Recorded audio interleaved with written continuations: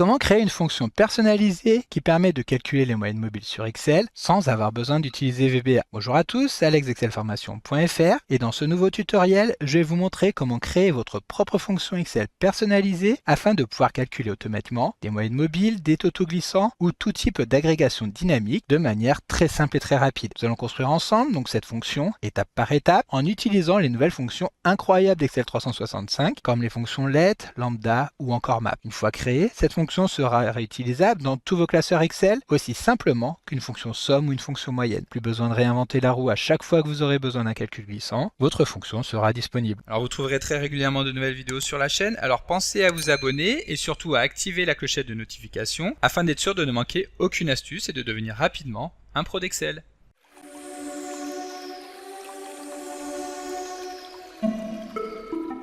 Comme d'habitude, si vous voulez être sûr de bien comprendre tout ce que nous allons voir dans le cadre de cette vidéo, vous pouvez télécharger le support de ce tutoriel en suivant le lien disponible dans la description de la vidéo, ce qui vous permettra de réaliser les opérations en même temps que moi pour bien comprendre tout ce que nous allons voir dans cette vidéo. Alors pour illustrer ce tutoriel, nous allons utiliser le tableau que nous avons actuellement à l'écran, dans lequel nous pouvons retrouver les relevés de température quotidienne au sein d'une cave d'affinage d'une petite fromagerie artisanale. Ces données sont importantes car elles vont influencer directement la qualité de maturation du fromage et c'est pourquoi il est important de bien surveiller la température moyenne sur plusieurs jours pour détecter rapidement toute dérive qui pourrait affecter la production de fromage. Nous avons également ici en cellule E8 le chiffre 5 qui correspond au nombre de jours sur lequel nous voulons lisser la moyenne. Voilà, donc avant de commencer, il est important de comprendre que les calculs glissants sont basés sur la position des valeurs dans notre liste. Par exemple, pour calculer la moyenne mobile du 8e jour, nous n'allons pas calculer toutes les moyennes depuis le jour 1, mais uniquement ici les 5 jours du jour 4 au jour 8. Le calcul d'une moyenne mobile est donc un calcul répétitif qui peut devenir complexe avec des formules classiques, d'où l'intérêt de créer notre propre fonction personnalisée qui en plus sera facilement réutilisable dans n'importe quel fichier Excel. Alors nous allons maintenant commencer par construire notre formule directement dans une cellule avant de pouvoir la transformer en fonction personnalisée. Cela va donc nous permettre de tester et de comprendre chaque étape avant de finaliser la création de la fonction personnalisée. Donc ici nous allons sélectionner la cellule G9 dans laquelle donc nous allons saisir notre formule pour calculer la moyenne mobile. Et pour cela, nous allons introduire une première fonction ultra puissante d'Excel qui est la fonction let, qui est une fonction avancée qui permet de créer des variables temporaires dans une formule que nous pourrons ensuite réutiliser. Cela va donc rendre notre formule plus lisible, plus performante et surtout plus facile à maintenir puisque nous n'aurons pas à répéter les mêmes calculs plusieurs fois. Donc nous tapons le symbole égal pour informer Excel que nous allons venir saisir une formule et nous appelons cette fonction let.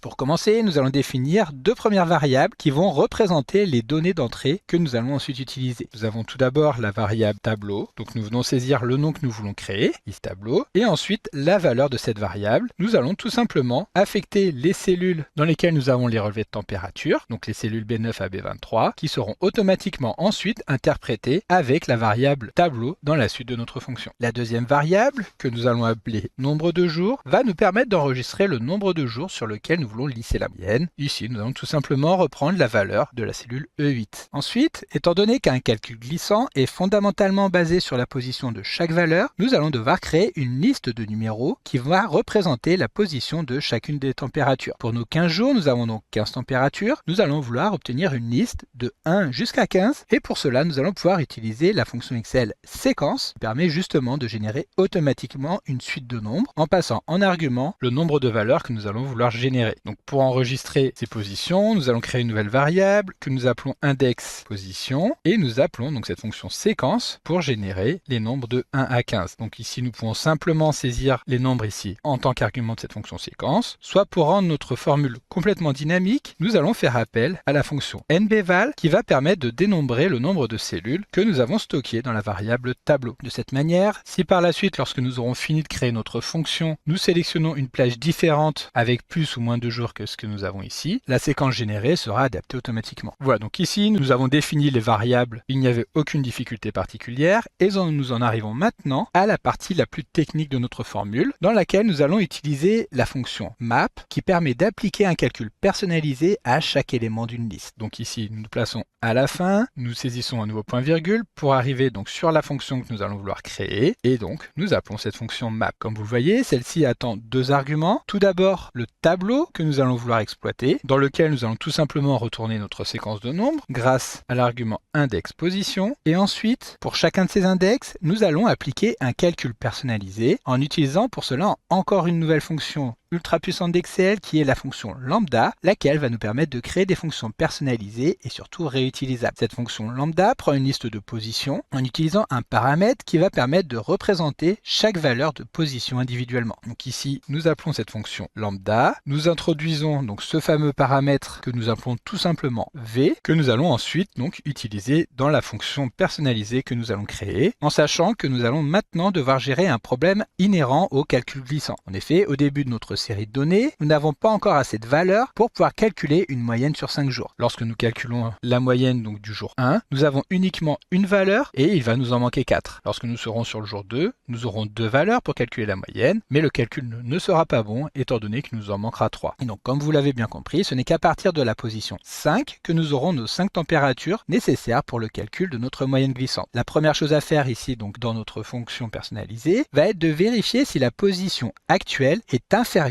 à la longueur de période requise. Et donc si c'est le cas, nous renverrons tout simplement une cellule vide grâce au double guillemets. Donc pour effectuer ce test, nous appelons la fonction si qui permet justement d'effectuer un test et de retourner un résultat différent si la valeur de ce test est égale à vrai ou si elle est fausse. Donc le test, comme je viens de vous l'expliquer, va consister à regarder si V est inférieur au nombre de jours requis pour le calcul de la moyenne glissante. Lorsque ce sera le cas, nous retournerons les double guillemets. En revanche, si ce n'est pas le cas, alors cela veut dire que nous avons un nombre de valeurs suffisantes pour calculer la moyenne glissante. Pour calculer une moyenne, il suffit d'utiliser la fonction moyenne. Et maintenant, la difficulté va être de récupérer uniquement les 5 lignes correspondant à la ligne en cours et les 4 lignes précédentes. Pour obtenir donc ces lignes, nous allons pouvoir utiliser la fonction choisir ligne qui va permettre de renvoyer les lignes d'un tableau correspondant donc aux arguments que nous allons définir. Tout d'abord, nous allons vouloir définir la plage correspondante au tableau sur lequel nous souhaitons effectuer l'extraction. Il s'agira ici de notre variable tableau que nous avons défini au tout début de notre fonction let. Ensuite, nous allons devoir définir les numéros de lignes à utiliser que nous allons pouvoir obtenir en utilisant à nouveau la fonction Excel séquence qui pour rappel permet d'obtenir une suite de nombres. Nous allons commencer par définir le nombre de jours que nous voulons récupérer. Ici donc c'est la variable nb jours. Ensuite, pour le deuxième argument, nous allons spécifier que nous voulons récupérer uniquement une seule colonne dont le point de départ est la variable v. Et pour finir, nous allons pouvoir définir un pas. Ici, il s'agira d'un pas négatif, ce qui veut dire que nous allons aller en remontant la liste. De cette manière, par exemple pour la position 8, cela va créer la liste 8, 7, 6, 5 et 4. Et voilà, donc lorsque nous en sommes ici, le plus dur est derrière nous. Il va nous rester uniquement à renvoyer le résultat de cette fonction calcul. Donc tout d'abord, nous allons devoir fermer les parenthèses en faisant attention de ne pas en oublier. Pour cela, nous pouvons tout simplement regarder le code couleur. À chaque fois que nous insérons une nouvelle parenthèse, celle-ci est mise en évidence automatiquement dans notre formule. Donc nous fermons le si, le lambda, le map. Et donc maintenant, nous arrivons sur la fonction let.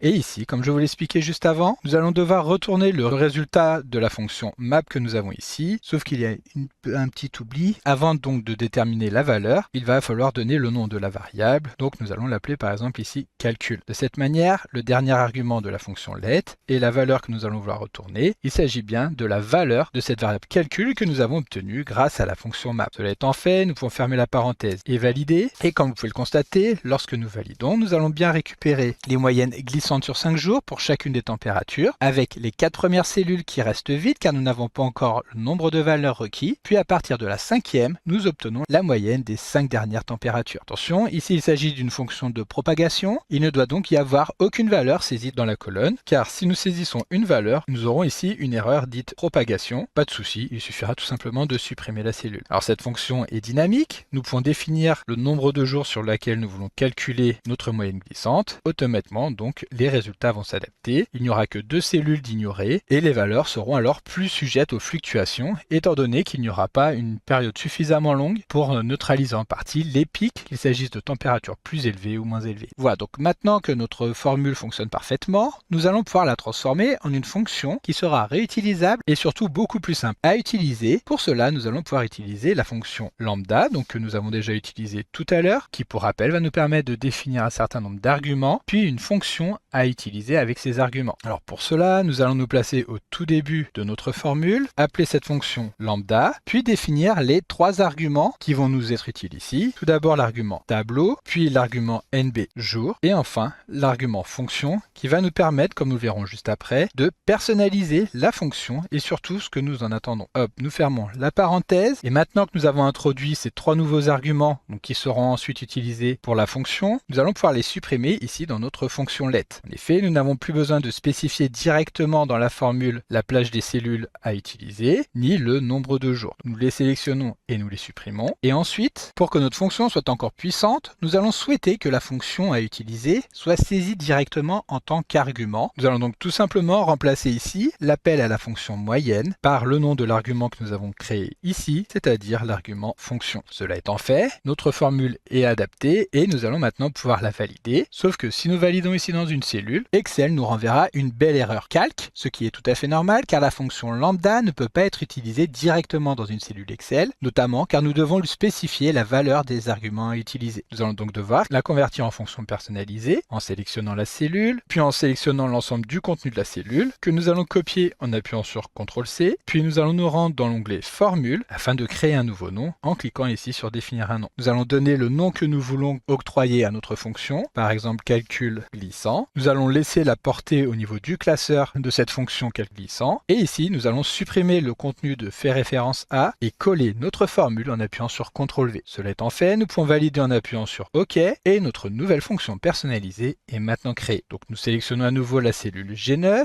nous appuyons sur Su pour la vider complètement de son contenu et maintenant donc nous allons appeler notre fonction calcul glissant. Comme vous le voyez ici, nous retrouvons les trois arguments que nous allons vouloir utiliser. Tout d'abord, l'argument tableau correspond à l'ensemble de notre relevé de température, puis le nombre de jours correspond à la valeur de la cellule E8 et enfin nous allons définir quelle fonction nous voulons utiliser. Donc si nous voulons calculer la moyenne glissante, nous allons chercher notre fonction moyenne. Cela étant fait, nous fermons la parenthèse et nous validons et bien entendu nous allons récupérer exactement le même résultat que ce que nous avions obtenu juste avant avec notre fonction beaucoup plus complexe. Bien entendu, la fonction est toujours dynamique. Nous pouvons par exemple repasser sur 5 jours glissants en modifiant tout simplement la valeur de la cellule E8. Nous pouvons également modifier très simplement la fonction utilisée. Si plutôt que d'obtenir la moyenne, nous voulons obtenir l'écart type, il suffit de sélectionner la fonction écart type, puis de valider pour mettre à jour automatiquement les résultats obtenus. Si nous voulons obtenir la valeur maximale des 5 relevés précédents, nous utiliserons cette fois-ci la fonction max. Comme vous pouvez le constater, l'avantage de cette fonction est avant tout sa flexibilité totale. Il suffit de changer une valeur pour modifier automatiquement le résultat attendu. Et si en plus nous souhaitons utiliser cette fonction dans un nouveau classeur, aucune difficulté, il suffit de sélectionner la cellule dans laquelle se trouve la fonction, de la copier, puis de nous placer sur un nouveau classeur et de coller la fonction. Ici évidemment nous avons une erreur, étant donné que la référence n'existe pas dans le tableau, mais ce n'est pas grave. Il suffit maintenant de créer une nouvelle série de valeurs en utilisant par exemple la fonction aléa entre bornes pour obtenir une série entre 1 et 100, puis de nous placer donc sur une autre cellule pour pouvoir appeler notre fonction calcul glissant en définissant les paramètres que nous connaissons, c'est-à-dire qu'ici nous sélectionnons la plage des cellules, nous allons vouloir obtenir une moyenne mobile des 3 dernières valeurs, donc 3 et moyenne. Maintenant nous pouvons fermer la parenthèse et valider, et nous allons obtenir immédiatement les différentes valeurs telles que nous pouvons nous y attendre. Alors attention toutefois, si jamais vous voulez utiliser la fonction sur plusieurs postes de travail, vous devrez obligatoirement vous assurer que ces derniers sont bien compatibles avec les fonctions utilisées, car les fonctions let, lambda, map, séquence et toutes les fonctions que nous avons utilisées ne sont disponibles que dans les versions récentes d'Excel 365. Si jamais vous ouvrez le fichier sur une version plus ancienne, la fonction personnalisée ne sera pas reconnue et renverra alors une erreur. En dehors de ce point de vigilance, vous disposez désormais d'une fonction puissante, élégante et entièrement native qui va vous permettre de réaliser des moyennes mobiles, des totaux glissants ou tout autre calcul dynamique sans avoir besoin d'utiliser VBA ni besoin de créer des colonnes intermédiaires. C'est une excellente base pour professionnaliser vos analyses Excel et gagner un temps précieux au quotidien. Il suffit de perdre un petit peu de temps au début pour créer la fonction, puis vous pourrez l'utiliser en seulement quelques secondes. Donc comme d'habitude, vous pouvez télécharger le support de secours en suivant le lien que vous trouverez dans la description de la vidéo. Si la vidéo vous a plu, n'oubliez pas de la liker et de la partager à vos collègues et amis sur l'ensemble de vos réseaux sociaux. Et vous pouvez également me laisser vos impressions dans l'espace des commentaires, je lirai chacun d'entre eux et y répondrai avec plaisir. Évidemment, si ce n'est pas encore fait, abonnez-vous à la chaîne pour ne manquer aucune astuce. C'est également très important pour m'aider à gagner en visibilité afin de pouvoir développer la chaîne et continuer de vous proposer des tas de nouvelles vidéos. Merci d'avoir suivi cette vidéo et à très bientôt pour un prochain tuto.